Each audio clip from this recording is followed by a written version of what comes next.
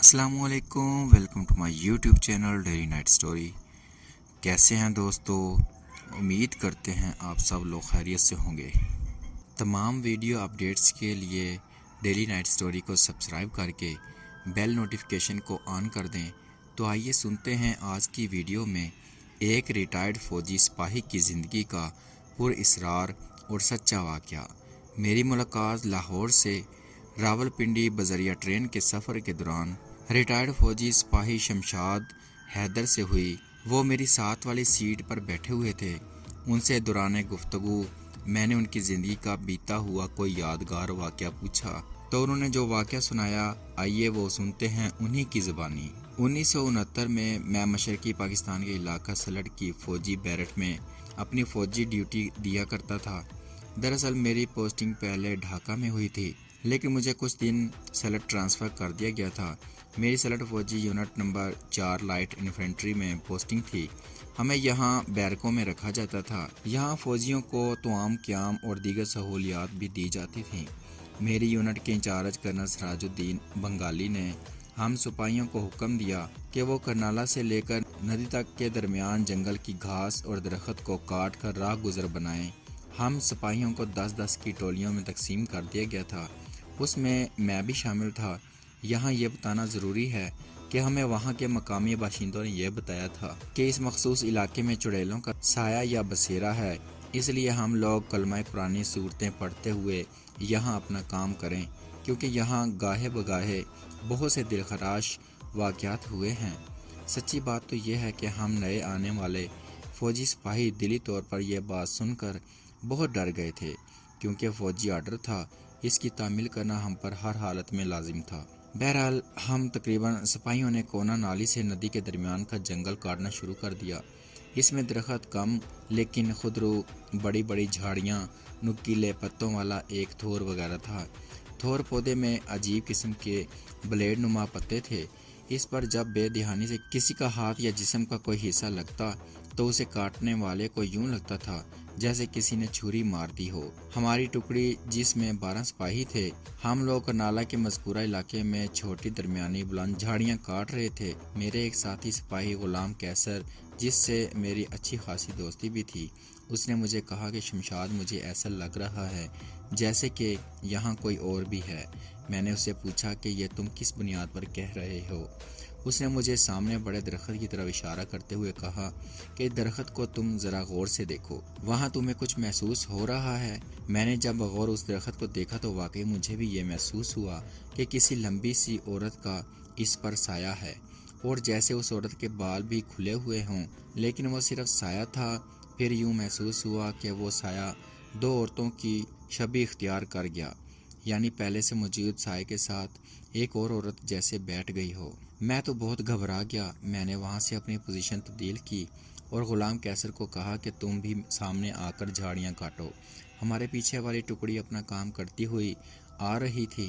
ہم ذرا آگے تھے، تقریباً 30 فٹ، لیکن پیچھے آنے والی ٹکڑی والے سپاہی جب اس جگہ پہنچے جہاں ہم پہلے کھڑے تھے تو ان میں سے ایک بنگالی سپاہی نے حاجات ضروریہ کے تحت اس درخت کے نیچے رفع حاجت کی جہاں ہم نے 2 عورتوں کے سائے دیکھے تھے۔ وہ سپاہی دھڑام سے زمین پر گر گیا اور اس کے منہ سے خون کی فوار نکلنا شروع ہو گئی۔ اس نے درخت کی جانب اپنی انگلی کرتے ہوئے کہا، وہ اور پھر مزید کوئی وہ، اور بات نہیں کر پایا۔ ارے کیا ہوا رفیق، بولو تو صحیح، کیا کہہ رہے ہو؟ وہاں کھڑے اس کے انچارج نے پوچھا، لیکن اس نے اس کا کوئی جواب نہ دیا، حالانکہ وہ کچھ اپنی زبان سے کہنا چاہتا تھا۔ وہ بیچارہ عجیب سی آوازوں کے ساتھ دردناک تڑپ تڑپ کر اچانک موت کا شکار ہو گیا۔ اس کے بعد unit incharge colonel Siraj uddin نے ہمیں حکم دیا کہ فوری طور پر اس درخت اور اس کے ساتھ تینوں درختوں کو کاٹ دو۔ میرے ایک ساتھی نے جب درخت کاٹنے کے لیے آری متعلقہ درخت پر رکھی تو درخت میں اس طرح ارتعاش پیدا ہوا جیسے کہ وہ لکڑی کا کوئی زندہ جسم ہو۔ اس درخت کے اندر سے عجیب غریب بالکل اس طرح کی آوازیں آئیں جیسے کوئی مریض چلا رہا ہو۔ درخت پر آری چلانے والا سپاہی اس چیخ سے اتنا بوکھلایا کہ اس کے ہاتھ سے آری چھوٹ کر سیدھی اس کے بازو پر لگی۔ اس بیچاری کو تو جان ہی نکل گئی۔ ادھر درخت کی چھال سے سرخی مائل مادہ سا نکلنے لگا اور مذکورہ درخت بری طرح کپ کپانے لگا۔ اس کے ساتھ ساتھ ہم سپاہیوں نے خود یہ منظر دیکھا کہ اس درخت میں سے ایک بڑی سی عورت کا سایہ اچھل کر سامنے والے درخت پر چڑھ گیا۔ میں نے تو خیر سایہ دیکھا تھا، لیکن کچھ سپاہیوں کا خیال تھا کہ وہ باقاعدہ کسی بدرو عورت کی مکمل شکل تھی۔ وہاں موجود سارے سپاہیوں کے اندر خوف کی کیفیت طاری ہو گئی تھی۔ ادھر ہمارے کرنل کمانڈر نے چلا کر کہا کہ فٹافٹ تینوں درختوں کو کاٹو، یہ بھوت پریت چڑیلیں خیالی و تصورات کہانیوں تک محدود چیزیں ہیں، یہ تمہاری ذہنی جہالت کی عکاسی ہے۔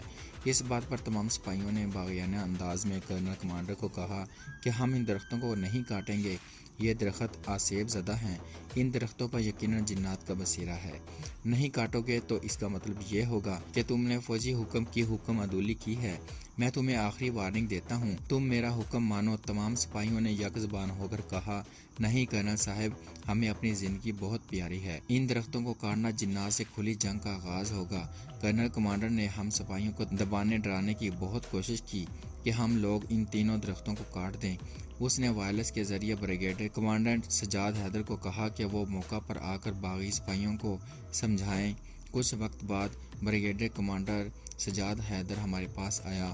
اس نے بڑی سختی سے کہا کہ تمہیں ہر حالت میں کونالا کا علاقہ جھاڑیوں اور درختوں سے صاف کرنا ہوگا۔ وہ بہت سخت اور اکڑ والا آفیسر تھا۔ اس نے کرنل کمانڈر کو حکم دیا کہ جن جن سپاہیوں نے تمہارا حکم نہیں مانا ان کے نام PS نمبرز مجھے دے دو، میں آج ہی انہیں اسپیشل ملٹری ایکٹ کے تحت معطل کروا کر ان کا کورٹ مارشل کرواتا ہوں، اور میں اس بات کی گارنٹی دیتا ہوں کہ یہ کبھی بھی اپنی نوکریوں میں بحال نہ ہوں گے۔ ہم میں سے ایک سپاہی بولا کہ اگر ہماری نوکری نہ رہی تو کیا ہوا، ہم اس طرح زندہ تو رہیں گے نا، لیکن ہم نے تمہارا حکم اگر مان لیا تو یقیناً ہماری جان ابھی چلی جائے گی۔ بکواس بند کرو۔ کرنل کمانڈر نے ہمیں غصے سے کہا، تم ان درختوں کو کاٹو گے نہیں؟ نہیں، یہاں یقیناً جنات کا بسیرا ہے، ہم نے خود اس کی علامات دیکھی ہیں۔ بریگیڈیئر کمانڈر سجاد حیدر نے غصے سے متعلقہ درخت پر تھوک پھینکتے ہوئے کہا کہ میں ان کرامات توہمات جنات کو نہیں مانتا، تم لوگ ان پڑھ جاہل لوگوں کی طرح بات کر رہے ہو، لہٰذا اب میں ٹکڑی نمبر 13 کو حکم دیتا ہوں کہ وہ یہ کام کریں۔ پھر اس نے ٹکڑی نمبر 13 انچارج صوبیدار میجر امجد شاہ کو کہا کہ وہ ان تینوں درختوں کو کاٹے۔ امجد شاہ نے اس کے حکم کی تعمیل کرتے ہوئے اپنے سپاہیوں کو مخاطب کرتے ہوئے کہا کہ چلو جوانوں، دلیری اور دل کو قوی کرتے ہوئے ان تینوں درختوں کو کاٹ ڈالو۔ یہاں دلچسپ بات یہ ہوئی کہ اس ٹکڑی کے 4 سپاہیوں نے بھی اس درخت کو کاٹنے سے انکار کر دیا۔ ان کے نام کی بھی حکم عدولی کے الزام کے تحت کورٹ مارشل کے لیے لکھ دیے گئے۔ بہرحال ٹکڑی نمبر 13 کے بقیہ سپاہیوں اور بذات خود صوبیدار میجر امجد شاہ نے تینوں درختوں کو اسپیشل خودکار الیکٹرک آرے سے کاٹنا شروع کر دیا۔ پھر میں نے اور وہاں موجود سب لوگوں نے یہ بات محسوس کی کہ جن جن درختوں پر الیکٹرک آرے چل رہے تھے وہ اس طرح لرزدہ انداز میں جھوم رہے تھے جیسے کہ وہ تڑپ رہے ہوں، اور ان درختوں سے دل خراش آوازیں نکلنا شروع ہو گئیں اور ان کی چھالوں سے پیلا بلکہ سرخ مائل مواد سا باہر آ رہا تھا۔ ہم نے ایسا کبھی نہ سنا اور نہ دیکھا تھا۔ بذات خود بریگیڈیئر کمانڈر سجاد حیدر یہ منظر دیکھ کر بھاگ گیا تھا، جبکہ کرنل کمانڈر بہانہ کر کے وہاں سے نہ جانے کہاں کھسک گیا، لیکن ٹکڑی نمبر 13 کے بقیہ سپاہی تینوں درختوں کو بے دردی سے الیکٹرک آرے سے کاٹنے لگے۔ ہماری نظریں متعلقہ درختوں پر تھیں جو کہ بری طرح ادھر ادھر مچل اور تڑپ رہے تھے جیسے کہ کسی جاندار کے جسم پر کوئی ضرب لگائی جا رہی ہو۔ ان تینوں درختوں کے اندر سے دل کو چیٹ دینے والی چیخیں اور آوازیں ہمارے کانوں کے پردے پھاڑنے لگیں۔ ان درختوں پر موجود تمام پرندے اڑ گئے۔ حالانکہ ہم لوگ سخت بدن مشکلات سہنے والے فوجی تھے، لیکن اس کے باوجود ہم لوگ خود ہل کر رہ گئے۔ ادھر ٹکڑی نمبر 13 کا صوبیدار چلاتا رہا، جلدی کرو، جلدی سے کاٹو۔ اس دوران یہ ہوا کہ وہاں اچانک پہلے ہلکی پھلکی پھر شدید آندھی چلنے لگی۔ اس کیفیت سے ہمارے دل مزید ڈولنے لگے۔ اب ٹکڑی نمبر 13 کے جو سپاہی درختوں پر الیکٹرک آرا چلا رہے تھے وہ بھی بھاگ گئے کہ اس دوران وہاں موجود ہم سپاہیوں نے بھاگ کر ایک چھوٹی سی پہاڑی کی آڑ لے لی۔ آندھی رفتہ رفتہ کم ہونے کے بجائے شدید تیز ہواؤں کے جھکڑ میں تبدیل ہو گئی۔ دوسرا درخت جو درمیان میں تھا وہ دھڑام سے زمین پر آ گرا۔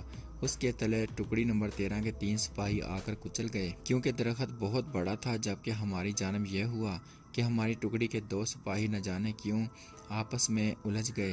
ان میں سے ایک سپاہی نے دوسرے کے سر پر بندوق کا دستہ مار دیا اور یہ خام خواہ کا بے سبب جھگڑا تھا۔